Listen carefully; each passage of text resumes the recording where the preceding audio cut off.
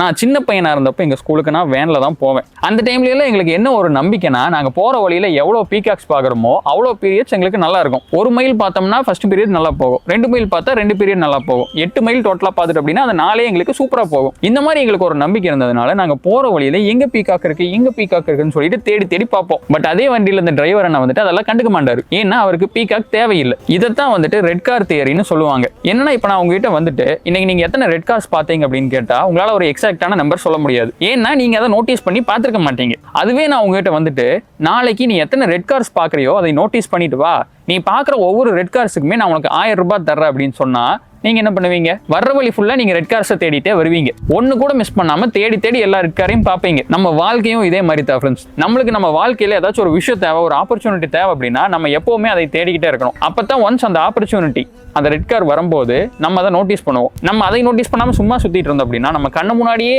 ஒரு red car போனா கூட நம்ம அதை நோட்டீஸ் பண்ண மாட்டோம். அது நம்மளுக்கு ஒரு விஷயமாவே தெரியாது. ஸோ நம்மளுக்கு ஏதாச்சும் ஒரு விஷயம் ரொம்ப வேணும் அப்படின்னா அதை பத்தியே யோசிச்சுட்டு அதை பத்தியே திங்க் பண்ணிட்டு இருக்கணும். இதைத்தான் இந்த ரெட் கார் தியரி சொல்ல வருது. ஆனா இதுல ஒரு 2 பிரச்சனைகள் இருக்குது ஃப்ரெண்ட்ஸ். நம்பர் 1, இதை நீங்க எங்க தேடுறீங்க?